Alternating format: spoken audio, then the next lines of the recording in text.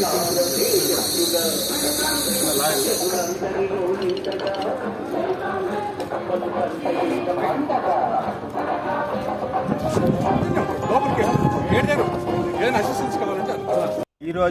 India కూటమి ఉమ్మడి అభ్యర్థిగా పెనుగొండ నియోజకవర్గానికి కాంగ్రెస్ పార్టీ తరఫున ఎమ్మెల్యే అభ్యర్థిగా పోటీ చేయడం జరిగింది. మా ప్రియతమ నాయకులు, మాకు దైవ సమానులు రఘువీరారెడ్డి గారి శుభాశీస్సులతో, అదేవిధంగా మా పిసిసి అధ్యక్షులు షర్మిలారెడ్డి గారి ఆదేశానుసారం మా ప్రియతమ నాయకులు కేటీ శ్రీధర్ గారి ఆధ్వర్యంలో, పర్యవేక్షణలో, సిపిఐ సిపిఎం నాయకుల ఆధ్వర్యంలో ఈరోజు నేను నామినేషన్ దాఖలు చేయడం జరిగింది. మిత్రులారా, నరేంద్ర మోడీ వచ్చిన తర్వాత ఈ దేశంలో మందిర్ మసీదుల మధ్య, రామ్ రహీముల మధ్య చిచ్చు పెట్టి ఈ భారతదేశాన్ని రెండుగా విభజించి ఈ దేశాన్ని యొక్క సార్వభౌమాధికారాన్ని నాశనం చేస్తున్నటువంటి సందర్భంలో మా ప్రియతమ నాయకులు రాహుల్ గాంధీ గారు ఈ దేశం యొక్క బాగు కోసం ఎన్నో యాత్రలు చేయడం జరిగింది. ఈ సందర్భంలో ఈ రాష్ట్రంలో ఉన్నటువంటి ప్రధాన ప్రాంతీయ పార్టీ అయినటువంటి జగన్మోహన్ రెడ్డి పార్టీ అయినటువంటి వైసీపీ, చంద్రబాబు నాయుడు గారి పార్టీ అయినటువంటి తెలుగుదేశం పార్టీలు కూడా రెండు, గతంలో చంద్రబాబు నాయుడు ప్రత్యక్షంగా, ఇప్పుడు జరిగినటువంటి 5 సంవత్సరాలు జగన్మోహన్ రెడ్డి గారి పరోక్షంగా, ఇప్పుడు జరిగిపోయేటువంటి 5 సంవత్సరాలు చంద్రబాబు నాయుడు మరోసారి పరోక్షంగా నరేంద్ర మోడీ గారి యొక్క ఆదేశాలకు లొంగిపోయి ఈ రాష్ట్రం యొక్క విలువలను ఆయన కాళ్ళ దగ్గర తాకట్టు పెట్టే ప్రయత్నం జరుగుతూ ఉంది.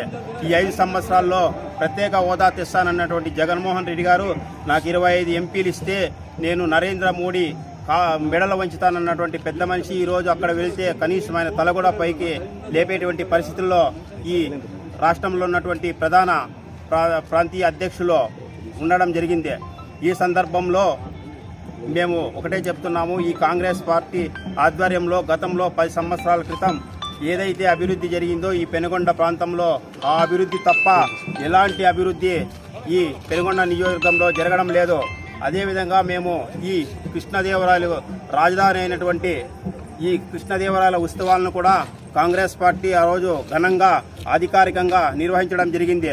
మరి ఈ 10 సంవత్సరాల్లో కృష్ణదేవరాయలను కూడా ఈ 2 రాజకీయ పార్టీలు మరిచిపోవడం జరిగింది. ఈ సందర్భంగా నేను పెనుగొండ నియోజకవర్గ ప్రజలకు ఒక ముఖ్యమైన విజ్ఞప్తి చేస్తున్నాను.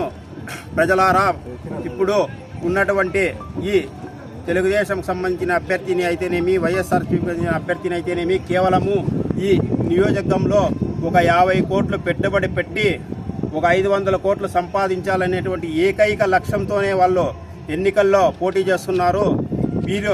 వీరిద్దరూ కలిస్తే ఈ కాన్స్టిట్యున్సీలో చాలా ఇబ్బందికరమైనటువంటి పరిస్థితులు ఏర్పడతాయి. కాబట్టి పెనుగొండ నియోజకవర్గ ప్రజలంతా ఆలోచన చేసి అతి సామాన్యుడైనటువంటి నాకు ఎమ్మెల్యేగా గెలిపిస్తే మీ యొక్క ప్రజల యొక్క ఆదేశాలను నేను శిరసావహించి మీ యొక్క సేవ చేసుకునే భాగ్యం నేను కల్పించుకుంటానని పెనుగొండ నియోజకవర్గ ప్రజలందరికీ విజ్ఞప్తి చేసుకుంటున్నాను.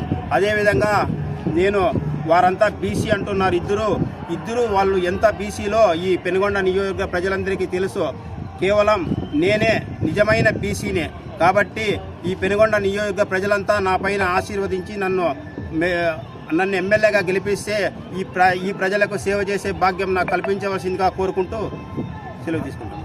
ఇంకా మీ యొక్క విలువైన ఓట్లు 2, ఎమ్మెల్యే అభ్యర్థి అయినటువంటి నాకు, ఎంపీ అభ్యర్థి అయినటువంటి షాహీన్ గారుకు 2 ఓట్లు కూడా అస్సాం గుర్తుకి ఓట్లు వేయించి గెలిపించవలసిందిగా పెనుగొండ నియోజక ప్రజలందరికీ మనస్ఫూర్తిగా కోరుకుంటున్నాను.